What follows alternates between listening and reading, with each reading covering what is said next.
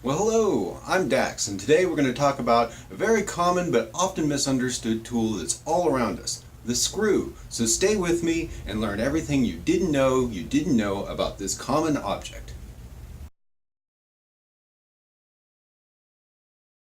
While there are many fasteners used to hold together materials, there are three most common: nails, screws, and bolts. So, how do you know when to use a screw or a nail? There are many factors, but a good rule of thumb is nails are better at resisting sideways force called shear. This means that nails are more likely to bend and hold, where screws might snap under shear. Screws are much better at resisting pulling forces. When they are attached to objects to pull away from each other, screws are more likely to hold tight and nails are more likely to loosen. Screws are more likely to survive being taken out and put back in again. So if you need something that can be taken apart, screws are a better choice. Screws are also slightly more expensive and take a little bit longer to use in general. So if either will work, it's faster and cheaper to go with nails. Screws are made to be twisted into material. Bolts are also made to be twisted into a material, but are different from screws in a few important ways. 1. Screws have a pointed tip. Bolts commonly have a flat tip. 2. Screws can be used to cut their own threads as they are twisted into the material, or screws can be driven into a pre-existing set of threads. Bolts, on the other hand, are designed to be twisted into an already threaded hole or into a nut. For almost all screws, you tighten with a clockwise twisting motion and loosen with a counterclockwise twisting motion. To help remember this, I think a finished product has a good tight screw. An incomplete project has loose or removed screws. Since my project will be finished as time goes by, I roll time forward to tighten screws and reverse time to loosen them. Each screw has a head, shank, threads, and tip. The screw is measured in overall length, the head is measured in width and height, and the gauge is a measure of the outside edge of the threads. Threads are the holding power of the screw, and while it's not as critical for screws as it is for bolts where threads must be matched exactly, it is important to know what threads do. For screws, threads can be sorted into two main categories: coarse and fine. Coarse threaded screws have a few advantages. They go in faster since each thread on a screw represents a single 360-degree twist. So with fewer threads, that means there are fewer twists. The threads are also thicker, so they are stronger and less likely to strip. This is an advantage when working with tough materials like hardwood. Fine threads also have a few advantages. They stay tighter longer. The closer each thread is to being horizontal or flat, the more it grips the material and stays in place. Fine threads are also easier to adjust accurately. Since each 360-degree twist only moves the screw in a small distance, you can be very accurate in setting the depth of the screw. This is often a benefit when working with metal or other delicate materials such as hard plastic. The length is maybe the most important factor when finding the right screw. Screw length is from the top of the head to the tip and is either in inches or metric. For a proper fit, you need to get a screw that will go completely through the material you want to attach and dig into the material you're attaching it to, but not so long that it'll go through both and stick out the back. The easiest way to make sure you get the right length is to put the materials together and then hold a screw up next to them. The screw should go well into the material you're attaching it to, but not all the way through. If you have not yet bought your screws, then measure the thickness of the materials you're attaching and add them up. Then subtract a little bit, say a half the thickness of the base material, and that will give you the length of the screw you need. Keep in mind, different materials will have different requirements, and a bit of research for your specific situation would be a good idea.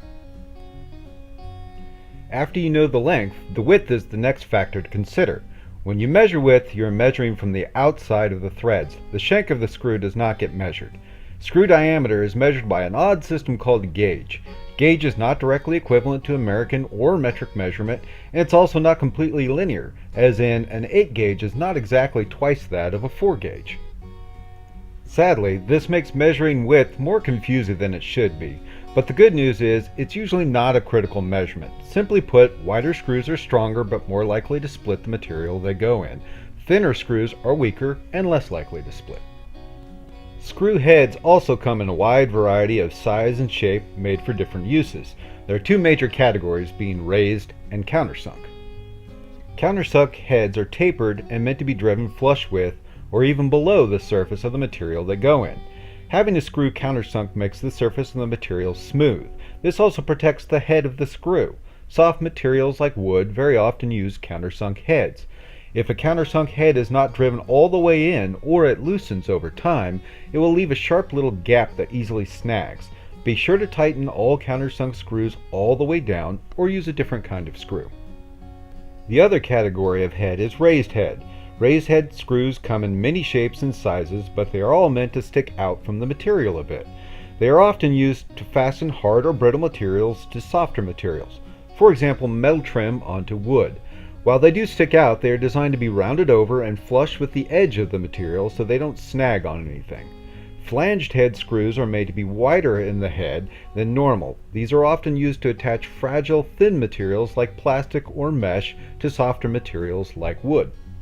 Besides the shape of the head, the shape of the driver connection is also very important. Slotted heads are the oldest style, but they tend to cause slipping, so they're not used very often anymore. The Phillips head is the most common style, and it has a cross pattern on the head.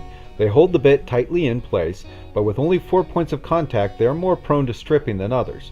There are many other variations, and each requires a special bit that attaches to the head. Shown here are a slotted head, Phillips head, star bit, Allen key, hex head, and a Robertson key. Screws are most commonly made of metal, but they can be made from a large variety of materials. Steel screws are the most common. Steel is cheap, it's strong, and it can bend a bit, so it's less likely to snap. Steel is a great choice for most interior uses. Stainless steel, on the other hand, is not as strong, but it is all-weather, so it works well for outdoor applications. Brass is also weather resistant, but it's much softer than either form of steel. If you're going to use brass screws, you must take extra precautions against stripping. Brass is often used where the screw head will be exposed and is considered to be a bit more decorative. Finally, there are coated screws, and this is more of a category than a single material. Screws of any metal type, but most commonly steel, can be coated with a huge array of different materials. Each coating has a specific use, whether it's protecting from water or chemicals or even the material you're drilling into. This can be confusing, but you can trust the container to give you more detailed information about the coatings. With all those factors combined, we can sum up your choices with 2 groups: general purpose and specialty screws. General purpose screws are made to do a variety of jobs well, but won't be as good at any specific job. When you look at the bins of the hardware aisle, everything that does not have a specific label on it, that's a general purpose screw. Specialty screws are made for a specific purpose, and it's labeled on the container. They are often worse at doing general purpose jobs, but they are perfect for doing what they were made for. The best way to determine if you need a specialty screw is to do a quick internet search. But be aware, specialty screws are almost always more expensive, so checking to see if a general purpose screw will work with another internet search may be a good idea. When you're buying screws, I recommend buying more than you need. Screws are cheap, and having a few extra screws is much better than not having enough. I also always buy a few of the next size larger and the next size smaller. If you're just starting to build a shop or a toolbox, go with a variety pack of general purpose screws. Get one of countersunk and one of raised head, and you should have enough screws and enough variety to cover most common situations. And now the hidden costs. Screws are cheap, but multiplication is what will sneak up on you here. A single screw may only be a few cents, which sounds next to free, right? Well, if you add up every screw you need for a full project, it can easily number in the hundreds to build even a simple object like a workbench. For bigger items, you can get into the thousands. That 10 cents or a few cents here and there quickly balloons into tens of dollars or even hundreds of dollars, just for the screws. Be sure to get an estimate of how many screws you will need before shopping to avoid the nasty surprise of multiplication. And there you have it, everything you didn't know about one of the most common items around us. Want to know more? Leave a message down below with your question or comment.